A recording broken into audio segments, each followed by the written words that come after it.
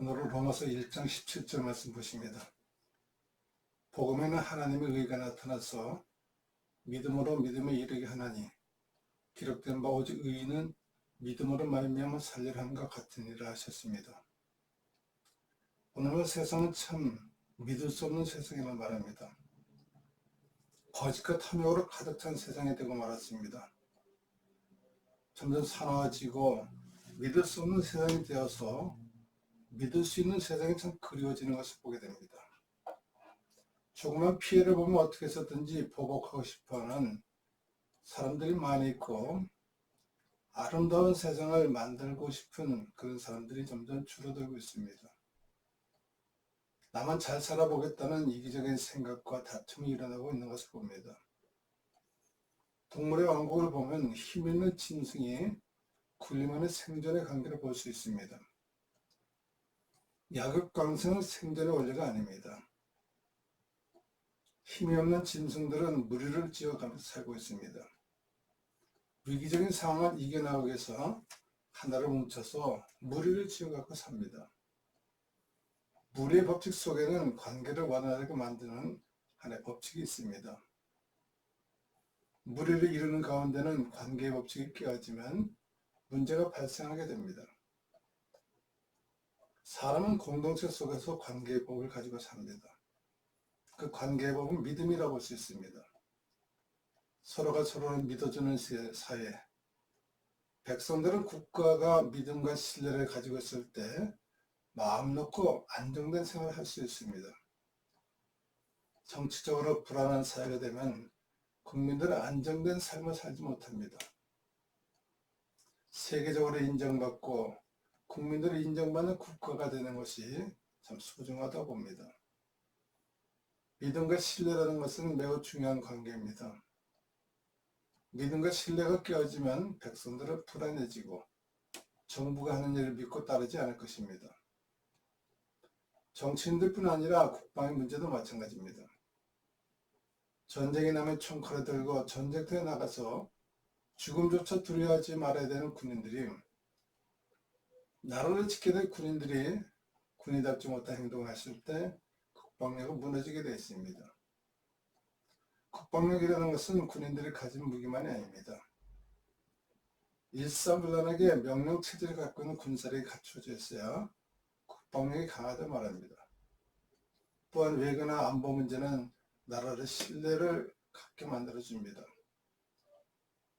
세계적인 사회 속에서 그런 관계 속의 외교 안보 문제로 인해서 나라가 인정받고 신뢰받는 민족이 된다는 것입니다. 교회도 마찬가지입니다. 교회와 성도 간에 믿지 못하게 되면 신앙의 기본적인 자세가 무너지게 되어 있습니다. 목사와 성도 간의 믿음의 관계와 신뢰감이 회복돼야 교회 같은 데를 속할 수가 있는 것입니다. 누가복음 18장 8절에 말합니다. 인자가 올 때 세상에서 믿음을 보겠느냐 하셨습니다. 주님이 언제 오실는지 우리는 알 수 없으나 그때는 믿음을 가진 사람이 얼마나 남아있을까 하는 것입니다. 세상이 점점 믿음과 신뢰감을 잃어버리고 있습니다. 서로가 믿음과 신뢰가 깨어지면 서로 사랑하지 못합니다. 사랑하면서 살아야 될 관계들이 미워하고 서로 죽이는 세상으로 변하는 것입니다. 사람들은 사회적인 존재로서 서로 의지하고 살도록 지음받았습니다. 돕는 관계 속에 있습니다. 그러나 서로가 믿음이 사라지면 돕는 관계는 깨어지고 맙니다. 믿음 안에서 함께 더불어 사는 세상, 분노의 감정을 이기지 못한 사람들이 세상 혼란케 하는 그런 시대가 되었습니다. 아름다운 세상이 아니라 혼란을 만들어낸 인간들의 모습이 참 보기 안타깝습니다. 믿음의 관계가 깨지면 서로 사랑하지 못하고 미워하고 시기하고 질투하게 되어 있습니다. 사랑하던 사람도 원수가 되고 맙니다. 더더욱 은혜를 받았던 사람들이 믿음의 관계가 깨지만 더 무서운 관계로 돌변합니다. 히브리서 6장 4절 6절에 말합니다. 한번 빛을 받고 하늘의 은사를 맛보고 성령에 참여한 바 되고 하나님 선한 말씀과 내세의 능력을 맛보고도 타락한 자들은 다시 새롭게 하여 회개하게 할 수 없나니 이는 그들이 하나님 아들을 다시 십자가에 못 박아 드러내놓고 욕되게 함이라 하셨습니다. 믿음의 관계가 무너졌기 때문입니다. 믿음과 신뢰라는 것은 알고 믿을 때 더 확신이 있습니다. 사람들은 보고 듣고 배운 것을 알고 믿습니다. 알지 못하는 것들은 믿을 수가 없습니다. 과학적으로 입증된 것, 경험을 통해서 깨달은 것, 아는 것을 통해서 믿음의 확신을 갖게 됩니다. 마가복음 11장 21절에 말합니다. 예수께서 그들에게 대답하여 이르시되 하나님을 믿으라 하셨습니다. 하나님을 알지 못하면 믿을 수가 없습니다. 분명 하나님을 알고 배우고 익혀서 그런 만난 은혜 가운데 믿음 확신을 가져야 이길 수가 있습니다. 예수님 베단이라는 동네에서 복음 전하시다가 시장에서 먹을 것을 찾으셨습니다. 그때 잎이 무성한 무화과 나무를 보시면서 혹시 열매가 있을까 가보셨습니다. 그러나 무화과 나무가 잎만 무성하고 열매가 없는 것을 보시고 저주를 하셨습니다.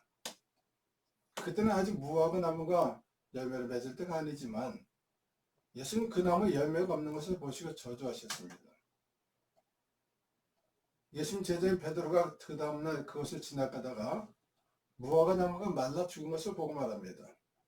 낯비어 보소서 저주하신 무화과 나무가 말랐나이다. 베드로는 예수님 따라다니면서 보고 듣고 배운 것을 통해서 예수님에 대한 믿음의 확신을 가졌습니다. 모르는 것들은 믿고 확신을 가질 수가 없습니다.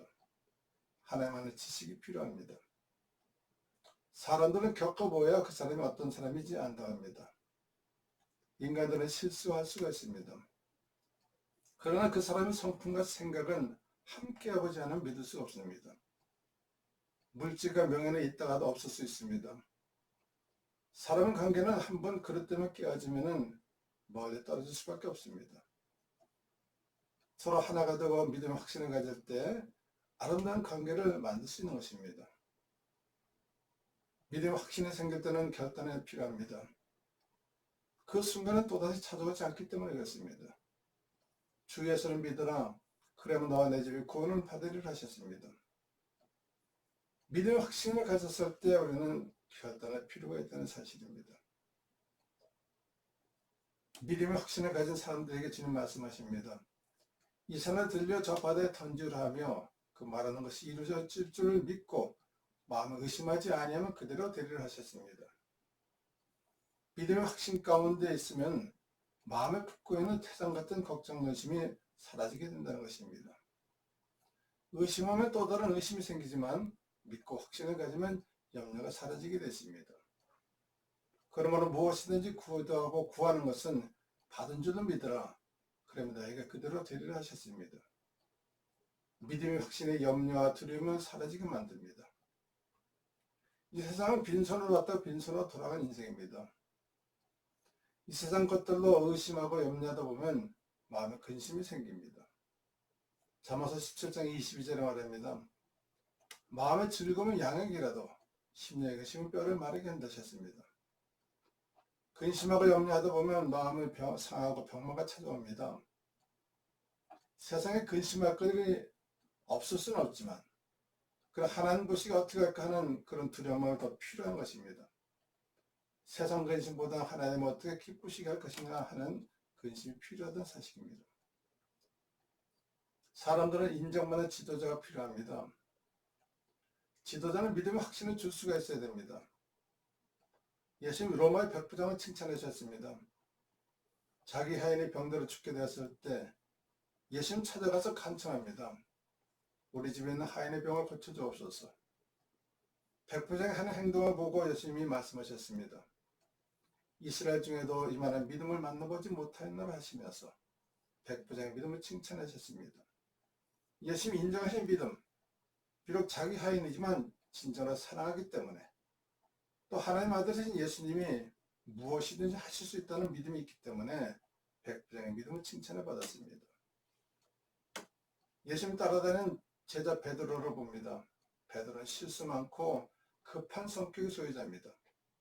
그러나 예수님은 그 베드로를 수제자를 맡기시고 수제 인정하시고 천국여수를 맡기셨습니다. 지도자의 능력은 믿음과 신뢰감이 있을 때 인정받을 수가 있습니다. 솔로몬 왕이 재판할 때 기록된 것이 있습니다. 두 여인이 자기 아들이라 서로 주장할 때 솔로몬이 말합니다. 저 아이를 둘러살라서 두 여인에게 나눠주라 판결합니다. 그때 두 여인의 반응이 서로 달랐습니다. 한 여인은 그래 둘러 갈라서 서로 가져가자. 그러나 또 다른 여인은 말합니다. 그 아이를 둘러 나누면 생명이 끊어지니까 그냥 내가 양보할 테니 그 아이를 살려서 저 여인에게 주라 말합니다. 솔로몬이 생각하기를 아이를 진정으로 사랑하는 저 여인이 진짜 친어머니니까 저 여인에게 주라 말합니다. 생명을 사랑하는 진실된 마음을 알아보는 지혜로운 판결이 필요한 것입니다. 또한 지도자의 권한은 섬김입니다. 군림하는 것이 아닙니다. 백성들을 보호하기 위한 권세한 능력은 섬김에서 나옵니다. 지도자에게 권한을 주는 것은 자기 능력을 과시하고 군림하라고 준 것이 아닙니다. 주어진 권한과 권세를 사용해서 그 능력이 나타날 때 효력이 발생할 수 있도록 섬기라고 주어지는 것입니다. 잘못된 권한과 권세는 백성들을 힘들게 만듭니다. 마태복음 23장 11절에 말합니다. 너희 중에 큰 자는 너를 섬기는 자가 되어야 하리라 하셨습니다. 세상에 든든한 국가가 어떤 국가가 있습니까? 믿음으로 세워진 나라는 든든히 서갈 수가 있습니다. 가장 강력한 나라의 힘은 믿음과 신뢰입니다. 모든 사람이 함께 믿음에 살아갈 때 그것이 국가 힘이라 말할 수 있습니다.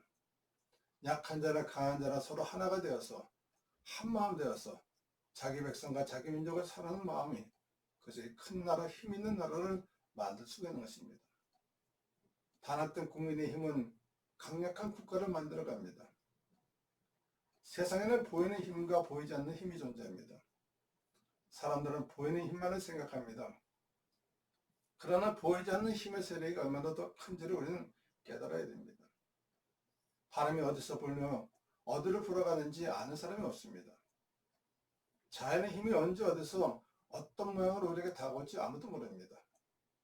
보이지 않는 세력의 능력이 그 가운데 있기 때문에 그렇습니다.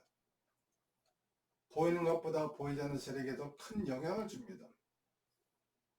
그러나 보이지 않는 하나님 세계가 얼마나 큰지를 우리는 다시 한번 생각해 봐야 됩니다. 하나님은 천지 만물을 주관하고 계십니다. 인간이 아무리 지혜롭고 총명하고 과학이 발달했다 할지라도 사람의 능력으로 헤아리게 하지 못하는 것들이 세상에 수없이 많습니다. 하나님 백성들에게는 보이지 않는 하나님의 능력의 힘이 존재하고 있습니다. 하나님 믿는 사람에게는 자기 힘만 의지해서는 안 됩니다. 자기 생각과 자기 능력의 이상으로 더 큰 능력을 행하는 하나님의 능력을 우리는 기억해 봐야 될 것입니다.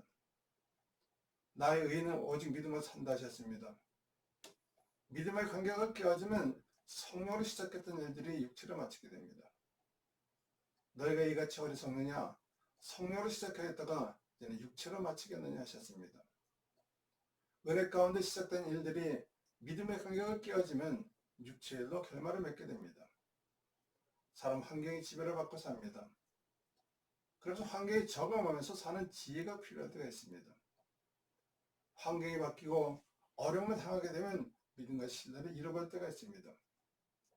그러나 끝까지 믿음을 잃지 않고 참고 인내하면 반드시 좋은 결과가 찾아오게 되어 있습니다.